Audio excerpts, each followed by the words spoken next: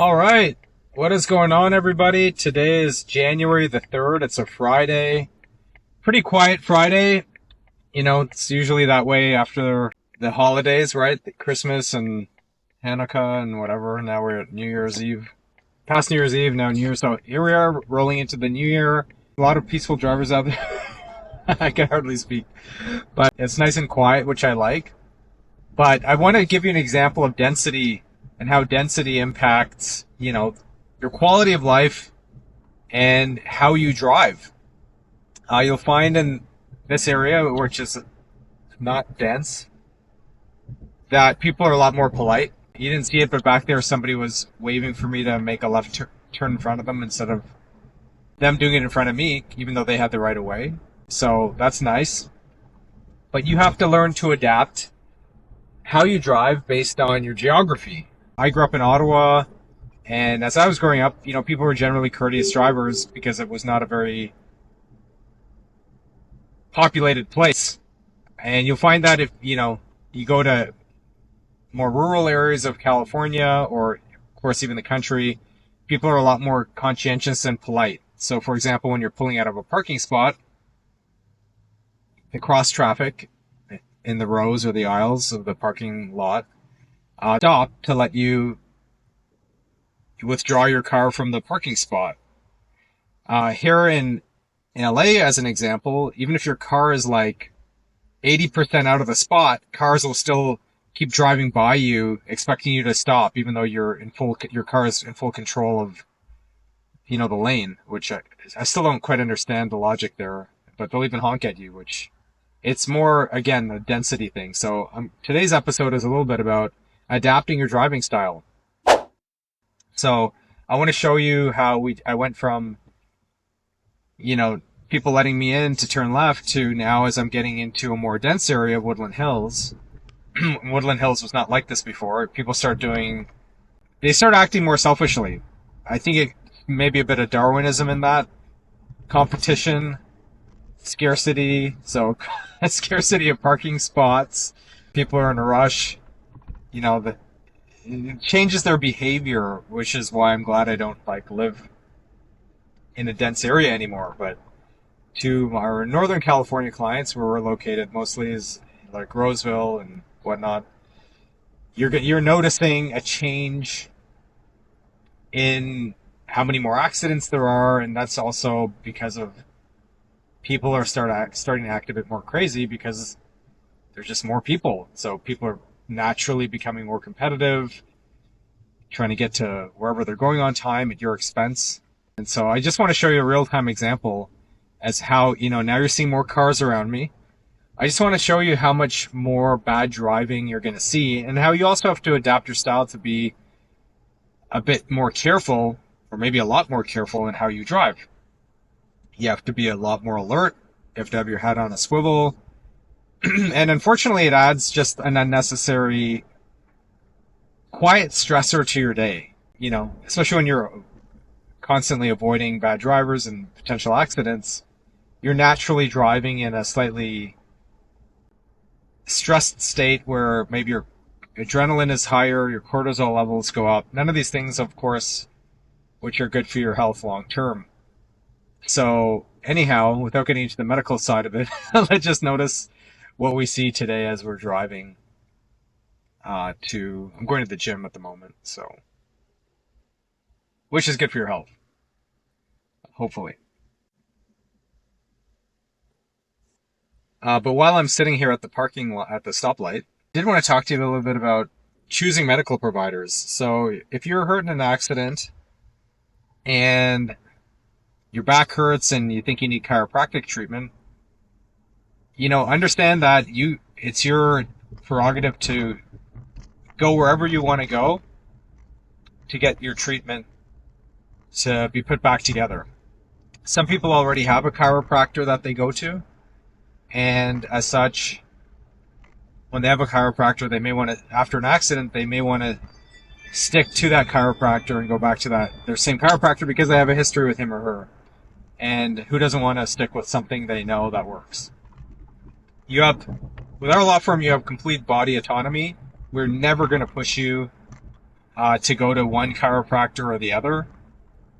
Some law firms mandate that you go somewhere. I don't really understand. Well, I guess I understand why. Unfortunately, with some law firms, there's a dirty part to this business that I'm not going to get into here. It involves money, and I'll leave it at that. I don't work like that. We don't work like that at Accident Pros LLP.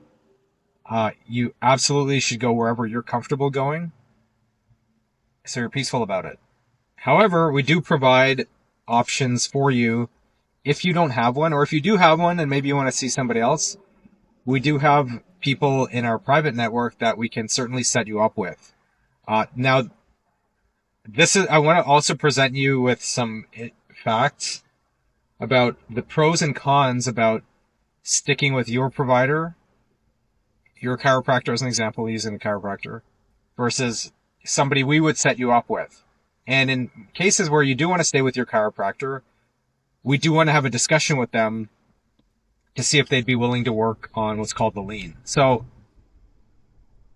one of the benefits to going with one of our chiropractors is that they understand the personal injury game in terms of, one, they will see you as often as you need to get you better and not charge you. This is the big thing. They won't be charging you out of your pocket, with you paying out of your pocket for every visit you go to.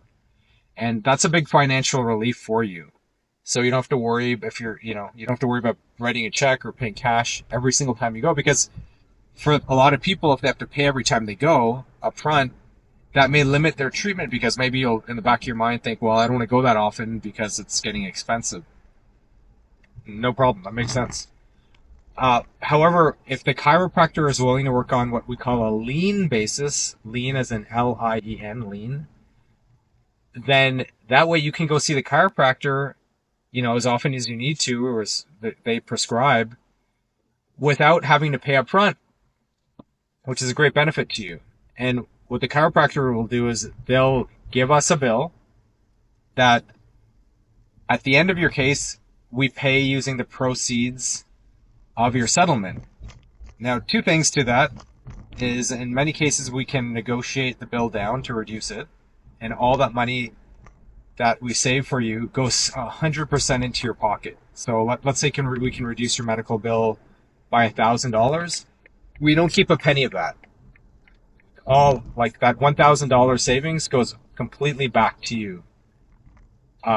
Secondly, the benefit of working with a chiropractor that's versed in personal injury is that they will prepare a very succinct and thorough report that we use against the insurance companies to get you as much of a settlement as we can. So, as a layman, you may not understand, well, what is a report? To some people, they think that that's simply just all the notes that the chiropractor keeps when they see you. However, it's a little bit more complex than that, or perhaps a lot. And one of the big differences to maybe just going to see your own chiropractor to one that is versed in personal injury is your own chiropractor may not understand personal injury and how reports work. And when you're done seeing them, they may simply just say, okay, well, here's a printout of all the visits that you did, and see you later. The problem is that doesn't really help get you a better settlement, because that's not what we want as a report. A report is where the chiropractor, after they finished seeing you for, let's say they see you for 2 months, they actually sit down and craft a pretty detailed report outlining the mechanics of the accident. So let's say you were rear-ended. The report outlines the mechanics of how that impact to your vehicle. You see this driver in front of me is driving with 2 feet, one on the brake and one on their gas. Very dangerous, because you can't tell when the car is braking or not very easily. Either that or their car's just got an electric problem, but more than likely it's an older person driving with 2 feet. In any event, so that report really helps because it justifies how the impact of the accident messed up your neck or your back or your shoulders, and therefore goes on to describe how the treatment that the chiropractor provided to you was justified. Now, it's possible your chiropractor will be able to do that, but we need to, as attorneys, we would like to open a dialogue with them to make sure they know how to do that, so that we can get as much money as we can possible for you for your accident. Because if we just give the insurance carrier a printout of like a bunch of visits, that doesn't really go into an explanation of how badly hurt you were or anything like that, which is exactly what we need. So those are a couple of that's one of the big benefits to seeing somebody in our network. But even if you don't want to see somebody in our network, like I said, that's A-okay. We just need to make sure that your chiropractor knows how to do that stuff. Secondly, if you do go to your own chiropractor, we'd like to see if they would be willing to work on a lien, meaning they won't charge you up front and be willing to take payment on the back end. And we want to also know if they'd be willing to work with us on reducing your bill when all is said and done. And again, that's to your benefit. So that's one big reason we do bring up giving options to you for seeing a chiropractor within our network. But like I say, completely up to you. All right, that's it for now. I'm going to get some pumps in, and you guys enjoy your afternoon. Thanks.